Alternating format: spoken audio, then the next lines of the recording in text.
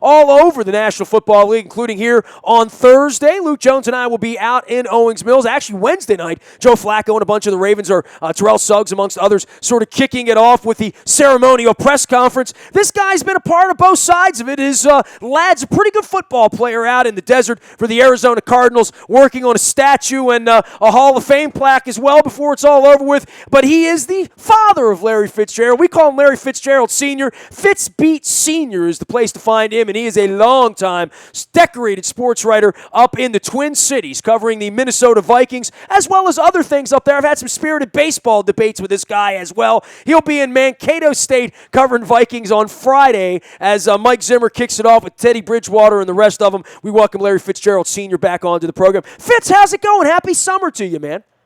It's been a hot one. It's been really good. Good to be with you. Well, I know on Thursday the Orioles come out and take on the Twins. Last time you and I got together, you couldn't bitch enough about the Twins. It's going south, man. I mean, what a stinkerooski of a year there, firing general manager. It's been a messy baseball summer up there at Target Field, huh? Yeah, it has. One of the worst teams in baseball. But ironically, since the All-Star break, they've come out with a little competitive fire. And I guess firing your general manager a long time, Terry Ryan, has that kind of initiative and kind of reminding guys that, you know what, if you don't start producing, you could be next. And so the ownership, the Pollad Group, decided that Terry Ryan was let go shortly after the All-Star game, and whoever becomes the next general manager is going to have to deal with Paul Molitor, because they say Paul Molitor will remain as manager. This is his second year. Last year he led the Twins to their first winning season in 5 years, 83-79, as they barely missed qualifying for one of those wild cards. You know, we had a legend here in Cal Ripken that has not been associated with Angelos, wisely here, and never taking a job. And, you know, the question's always been out on Cal that, okay, so they hire Cal Ripken to manage the Orioles or B, and then what happens if it doesn't work out? How do you fire a legend, right? And I guess in Paul Molitor, you know, it feels like that seat's going to be his for at least a little while, and for ownership and for being the local guy and a celebrated, decorated guy who has always sort of had the franchise's best interest at heart, even though he was more of a Brewer as a player, and, of course, the Blue Jays and other places. But he really is. It's tough to unseat a guy like that once you give him that job, because he is so well-liked and so well-respected, right? Absolutely. And, you know, although he played high school baseball at Cretin-Derham Hall in St. Paul and played for the University of Minnesota Golden Gophers college baseball, you know, he played most of his professional career with the Milwaukee Brewers and then with Toronto, and finished it up here with the Twins, and became manager last season after the Twins had lost 4 consecutive years of having losing years, and then he led them to an 83-79 season. And of course, that was the final season of Torrey Hunter, but Torrey decided to retire. And so this year, the Twins have just been a complete mess. The pitching has been horrendous, and they've had a number of injuries.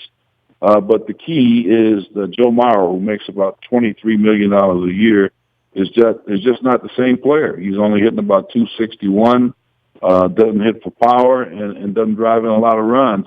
His on-base percentage is pretty good. He gets a lot of walks, but I tell you, you got to get a lot of walks to add up to $23 million a year. That's baseball, though, right? I mean, we saw the Yankees came through last week, and, you know, whether it's Teixeira or A-Rod, we see the Red Sox with Ramirez and Sandoval. Hey, the Orioles have their problems with Jimenez and Gallardo. You know, you commit the money, and especially when you're in a smaller market, and you commit franchise money. When it doesn't work out, it's like the NFL to some degree. When it doesn't work out, it doesn't work out. You have a bad draft pick, and you pick a quarterback, your coach is going to get fired. There's no doubt about that, right? Yeah, that's probably what it wound up being, and Terry's the guy that gave Joe Mauer that huge contract, and so you know, there's been some pressure with the new ballpark, you know, Target Field, and you know, expectations to finally put a team that's competitive on the field. It's been pretty dry up here, as I touched on. This is, if you look at right now, they're 37-60, and so they're they're one of the worst teams in baseball, and if you add it up, 5 of the last 6 years, they've had losing seasons, so they're sick of it. Been tough in Minnesota, right? I mean, the Vikings are sort of the great hope there. The Wild had a little bit of run. But, obviously, the Timberwolves in a massive rebuild, and the death of a legendary human being up there. I mean, kind of tough times. But the Vikings are the hope. Last year, they provided incredible hope. I think anytime you talk about the Vikings this year, you're going to harken back to what happened there out in the cold, and they're going to be moving it into the Dome here. And I see the Dome looks like it's coming together. But the Vikings are the toast of Minnesota right now. And the only hope you got going on up in that region, right? Well, the Wild did make the playoffs. It's 4 years running, and yes, they were an early exit in the first round to Dallas.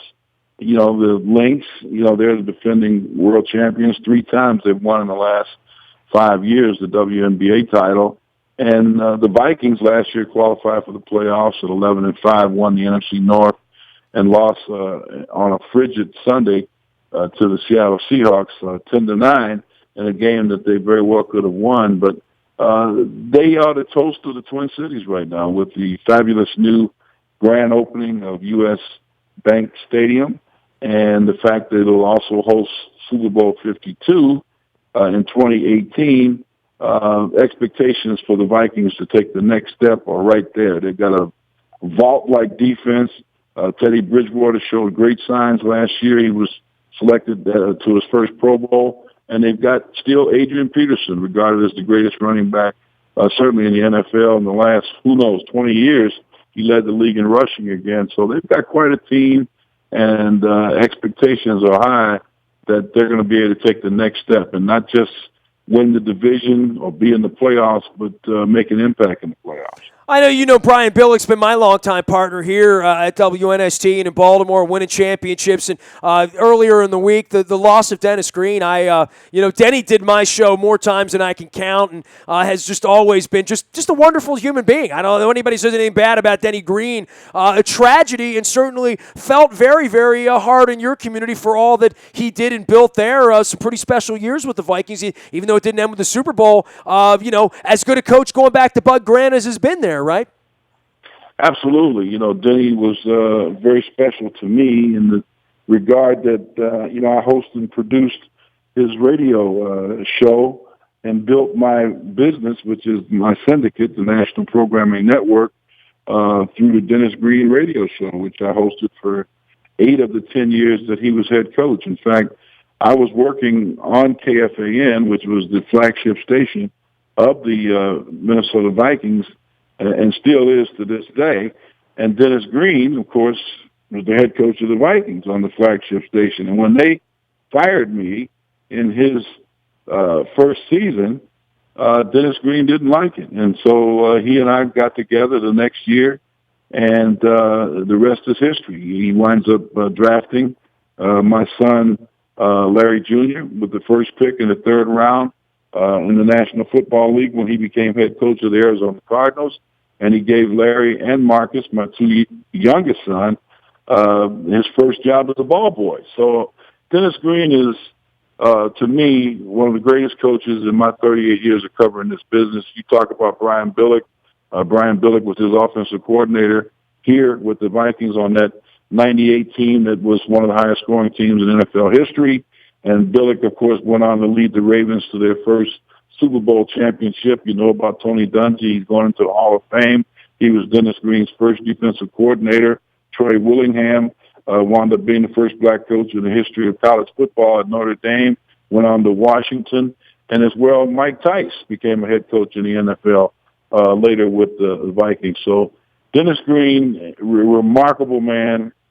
Just an innovator, a great football coach, and a guy who was just tireless in going out and trying to do the things to help the little guy and to try to win. And I tell you, he's really missed. One day, Brian and I took a train up to New York, maybe 7 or 8 years ago, to attend like a social media sports summit. And we walked in, and Denny Green was standing there. And Denny was there because he was on the front end of all of this and loved the media side of things, as you pointed out, and the radio network and all that. And just see the warmth between the two of them, because I know Brian so well. I know Denny on the side just as a radio guy, and he did my stuff at Sporting News back when he was the coach of the Vikings. And and then the Cardinals after that. But I'd never seen them interact together, and it was just just such an incredible warmth between the two of them. Just nothing but smiles. And I tell you, when I woke up the other day and I found this out, it just you almost can't add it up. And I know the last time we had you on, you talked about Prince and your relationship with him. You almost can't get your arms around it when we lose these people tragically like this.